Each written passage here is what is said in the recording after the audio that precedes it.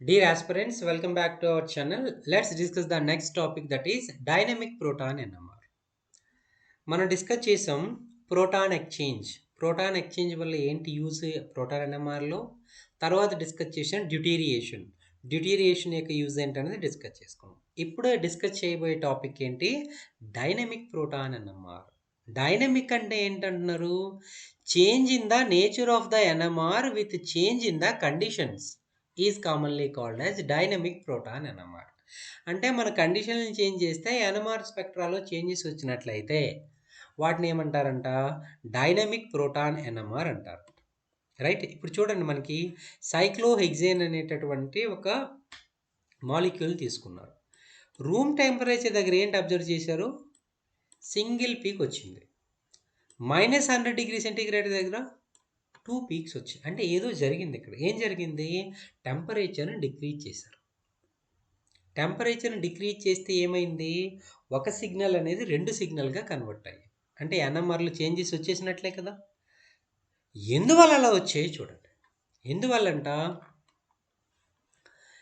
Room temperature దగ్గరగా మనం తీసుకున్నట్లయితే ఈ axial and equatorial set of protons అని మనం రికగ్నైజ్ చేయలేము. ఎందువల్ల, కంటిన్యూస్గా మీకు chair to chair inter conversions అవుతున్నాయి. మీరు హెచ్ఈని రికగ్నైజ్ చేసే లోపే కన్వర్ట్ అయిపోతున్నాయి. హెచ్ఈ అనేది యాక్సియల్ ప్రోటాన్ ఈక్వటోరియల్ ప్రోటాన్ యాక్సియల్గా కంటిన్యూస్గా కన్వర్ట్ అయిపోతూ వస్తున్నాయి అన్నమాట.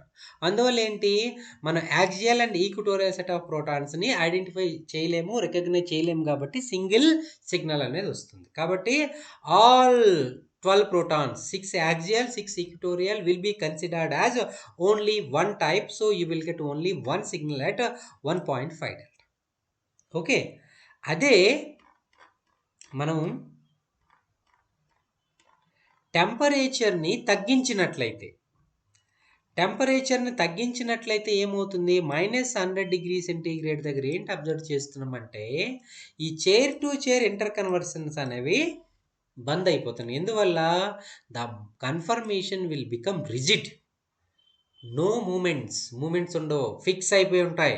యాక్సియల్లో ఉండే ప్రోటాన్స్ అన్నీ యాక్సియల్లో ఉంటాయి, ఈక్వటోరియల్లో ఉండే ప్రోటాన్స్ అన్నీ ఈక్వటోరియల్లో ఉంటాయి. మనం చెప్పుకున్నాం చైర్ కన్ఫర్మేషన్లో బీటా గామా ఎనైసోట్రోపిక్ ఎఫెక్ట్ అనేది వస్తుంది. బీటా గామా ఎనైసోట్రోపిక్ వస్తుంది కాబట్టి యాక్సియల్ ఈక్విటోరియల్ సెట్ ఆఫ్ ప్రోటాన్లు మనకి ఫిక్స్డ్గా ఉన్నట్లయితే వాటిని మనం ఈజీగా డిస్టింగ్విష్ చేయగలం. అందువల్ల మనకి 2 సిగ్నల్స్ వస్తాయి అని చెప్పాం. ఓకేనా. This is one example in dynamic proton NMR. Let's take the next example and very interesting example. మీకు ప్రతి ఇంటర్వ్యూలో కూడా ఈ క్వశ్చన్ అనేది వస్తుందండి. ఎన్ఎన్ డైమిథైల్ ఫార్మమైడ్స్ యొక్క నెంబర్ ఆఫ్ పీక్స్ని ఎక్స్ప్లెయిన్ చేయండి అని అడుగుతారు. మీరు ఎలా ఎక్స్ప్లెయిన్ చేస్తారు చూడండి. రూమ్ టెంపరేచర్ దగ్గర ఏమైంది, 3 సిగ్నల్స్ వస్తున్నాయి. హయ్యర్ టెంపరేచర్ దగ్గర 2 సిగ్నల్స్ వస్తున్నాయి. అలా ఎందుకు వస్తున్నాయి? ఓకే. ఫస్ట్ కండిషన్లో ఏమవుతుంది చూడండి, రూమ్ టెంపరేచర్ దగ్గర నైట్రోజన్ పై ఉండే లోన్ పెయిర్స్ అనేవి కార్బన్ ఆక్సిజన్ పై బాండ్తో కాంజుగేషన్లో ఉండడం వల్ల ఏమవుతుంది, కార్బన్ నైట్రోజన్కి డబుల్ బాండింగ్ క్యారెక్టర్ వచ్చేస్తుంది. Comparing with this one is predominant, stable అయిపోతుంది అనమాట.